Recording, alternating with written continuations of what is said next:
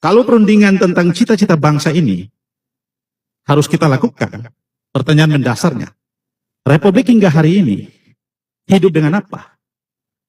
Hidup dari mana?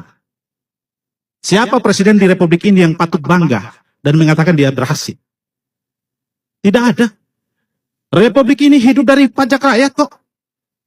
82% pajak rakyat yang menghidupi kelangsungan Republik ini. Nggak ada presiden yang perlu merasa bangga.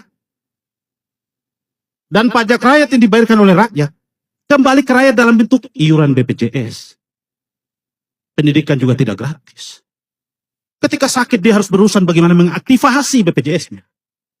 Sementara di tengah itu kita diperlihatkan presiden membagi-bagi kekuasaan, melahirkan badan dan lembaga, memboroskan uang negara. Presiden melahirkan lumbung korupsi baru namanya MBG dan Koperasi Desa Merah Putih. Istana sedang memperlihatkan kita bahwa negara sedang dikelola secara ugal-ugalan. Kebijakan-kebijakan politik istana itu tidak mempertimbangkan rasionalitas dan akal sehat. Jadi kalau kemudian hari ini ada orang berdiri dan mengatakan Presiden Prabowo berhasil, ya dia berhasil. Dia berhasil menyusun fondasi rusaknya Republik ini. Maka harus dihentikan. Solusi terbaik yang harus dilakukan. Satu di antara presiden harus mundur. Dia nggak bisa perbaiki Republik ini. Nilai mata uang rupiah melemah, IHSG melemah. Daya beli segala macam. Problem utamanya presiden. Tidak ada dalam sejarah Republik ini seorang presiden menjadi objek taruhan dalam polimarket. Market digital. Tidak ada dalam sejarah Republik ini. Hanya Presiden Prabowo menjadi objek taruhan di bursa pasar digital, polimarket. Yang kedua, sekarang ini beredar meme sell Indonesia. Dan di luar negeri orang mengatakan kita mau beli Indonesia, jual aja. Jual aja Indonesia.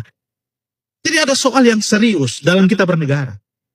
Maka yang harus kita potret hari ini adalah apa masalah besar bangsa ini.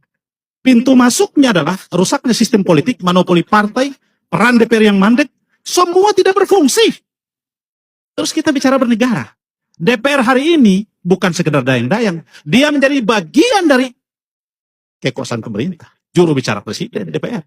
Anda bisa bayangkan fungsi check and balance tidak berfungsi. Lalu negara kita harapkan siapa yang mengawasi? Lalu rakyat ditekan untuk tidak berpendapat. Lalu semua orang di forum ini mengatakan Presiden Prabowo hebat. Hebat apanya? Pidatonya semua. Ya saya mau mengatakan di pikiran presiden hanya satu. Dia adalah penguasa. Dan Republik ini dia memiliki kewenangan, dia memiliki kekuasaan penuh untuk dia mengatur arah Republik ini. Rakyat ini dianggap semacam kita ini bukan pemegang saham yang sah. Kalau kita mau buat analogi, apa sih tujuan kita bernegara? Tujuan kita bernegara itu adalah kita bentuk sebuah negara, ada rakyat, ada wilayah, ya. Kemudian ada sumber daya alam. Kita memerlukan sebuah pemerintahan yang sah. Pemerintahan yang sah itu ditugasi ngurusi kemampuan rakyat. Itu mengapa pasal 33 kita tempelkan pada undang-undang dasar supaya negara tidak memeras pajak ke rakyat dan hidup